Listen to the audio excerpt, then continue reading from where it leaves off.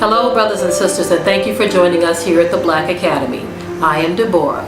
For those of you who may be new to homeschooling or those of you who are already seasoned homeschoolers, the Black Academy is going to be a great resource for materials and support.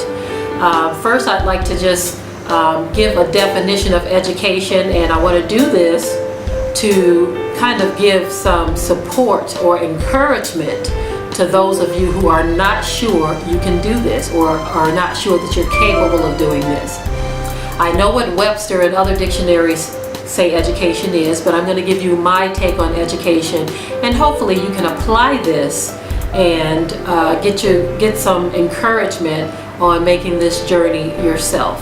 Okay, my definition of education is being able to teach anything, something that you know, to another person, okay? Or being able to receive instruction from another person. Okay, education is basically getting knowledge of something that you didn't know previously, okay?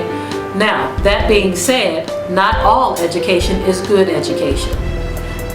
You know, through the public school, we have seen so many things that were taught that were not necessarily true. Especially with the establishment of this country. Through the education system, a lot of our children, a lot of us, were taught that Christopher Columbus discovered America. So you can kind of see where I'm going with this. We now know that that's not true, and many are abandoning that particular teaching, while some still hold to it. And that was taught through an accredited education system, which is the public education system.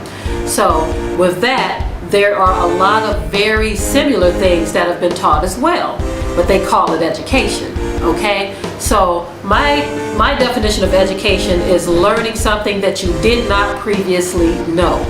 So technically, you can be educated by anyone. If you don't know how to make, let me give you an example. If you are not familiar with how to make pickles, and I sit here and I give you instructions on making pickles, I have educated you in that subject, okay? Now on the other hand, if you know how to make watermelons grow this big and I don't, and you can give me some information on that, you have educated me. So education is the exchange of knowledge between parties, okay? That is the best way I can put it. Now, going back to one of my previous thoughts, I said not all education is good education. Some things that are being taught are outright lies, okay? But the beauty of home education, we are allowed to do our research and find out things that were previously hidden, and we can relay that information to our children, okay? Things about our own history that have not been taught through the public school can be taught through home education. A good example of that is where were we before slavery? Okay, much of what is taught in the public school systems of America is, don't even go back as far as slavery. We just get a handful of people like Rosa Parks and maybe Malcolm X, Martin Luther King, and Sojourner Truth and Harriet Tubman. You know, that's the education or the history of black people that is taught through the public education system. Now, you and I both know that our history don't begin there. So how do we begin to educate ourselves on the true facts of our history? And that is what we are able to do through home education, is do research. And so education is the gaining of knowledge of something you didn't previously know. We could even learn things from our own children.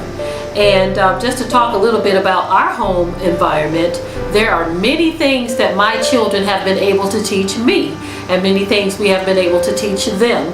You know, in our gardening, my daughters, they would do a lot of research on various weeds or plants that were growing in our yard, and during their research they would say, well, this right here is edible, that's edible, this is edible, this you keep away from, this you can eat in the early stage but you can't eat in the latter stage.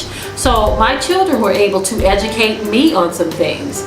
Likewise, we relay what we know to them. So we have an environment of learning and education. And so, to all of you who feel intimidated by educating your children, I need you to take a step back and realize before we came to this land where they had institutional education, what were we doing? Okay, many of us have been led to believe that we were just these savages running around in Africa with spears and bones through our noses. Okay, there are so many different cultures in Africa, so many different countries in Africa, but that's not taught here in this public education system. That's not taught here. So therefore, we have this misconception because we choose not to do our own research. And so I would employ all of you who want to teach your own children, first of all, lose the intimidation and gain courage. Because when you really look at what's been taught to our children, what was taught to us when we were in public education, was it really all worth anything at all? I can honestly say that most of my knowledge has been gained through private research. Because what these people teach in public education is junk. People in other countries, they know it as well. Okay, so you can please just get all the encouragement you need just through your own research and having confidence in yourself. Now, especially for you who have children in elementary school, I just have to say this. If your child is in the first grade or second grade or kindergarten, do you really need a certified teacher to teach your child how to count from 1 to 10? Do you need a certified teacher to show your child how to multiply by 1s or 2s or 3s or 4s or 5s? Do you really need a certified teacher to show your child how to spell red, cat, dog, blue, green? Do you really need that? We have been tricked into believing that without the system we would just crumble. That is so far from the truth, parents. We have what it takes to educate our children. Now, I will say this, I understand that support is needed sometimes, but if you really just take a step back and look at what it is that your child needs to know, you can teach them that. And for those things that you can't teach, you can get help in that. Now, most of the parents that come to us, they need help with teaching math. Now, that is understandable. But the basic math, 1 plus 1, 2 plus 2, you should be able to effectively teach your child these things. Their colors, how to read, basic math, all of these things you should be able to teach your children. Shapes, okay? So many different things. But when you're trying to follow a guideline that was set forth by a corrupt system, you're always going to feel like you are not capable or that you're inadequate. Where did you get that feeling of inadequacy from? It was actually bred into us through slavery. And so it's time for us to get rid of that feeling and begin to have courage in our own selves, because we are well capable of teaching our children these subjects. And again, for those things that you don't know, you can get assistance with that. We teach many different subjects here in our academy, and for us it's a pleasure to be able to teach our children. We teach our children business, technology, the science of agriculture. The reason I say that because I get parents from time to time to say, well, what about science? And I say, what about science? I said, science has so many different aspects, and frankly, going to school, learning how to dissect a cow's eye or a cow's tongue, what do you need that for? I remember doing that in junior high, and if you're not going to be a surgeon or anything like that, what is the point in that?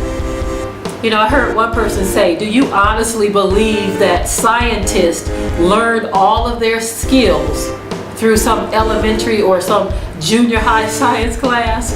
No. Any real knowledge in science will be gained if you have further education or college education, okay?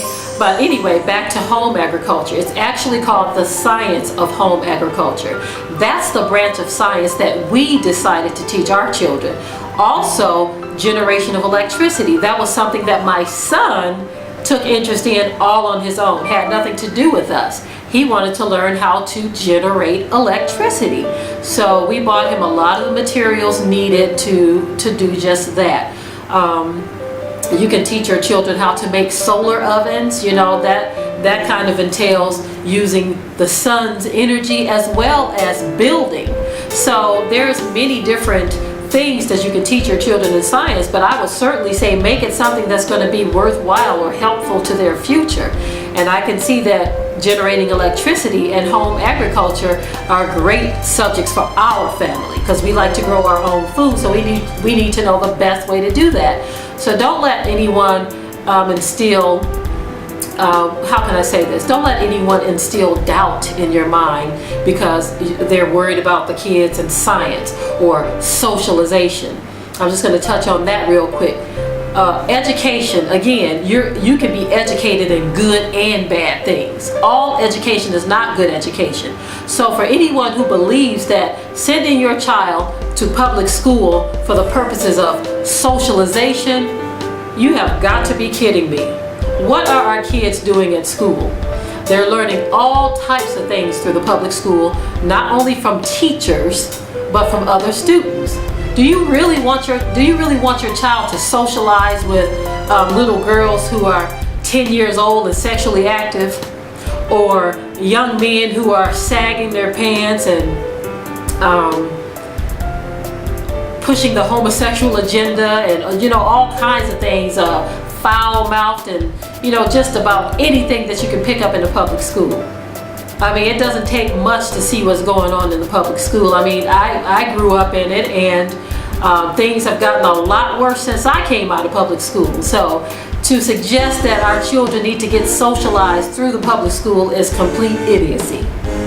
There are so many things you can do to socialize your own children with other people. As a matter of fact, home education allows you to pick the people that your children will be socialized with. You can pick people who have the same interests that you have. If your children are into music, you can find other children that are into music. If your children are into art, so be it. Or whatever it is, whether it's through your church or community groups, you can choose who your children socialize with.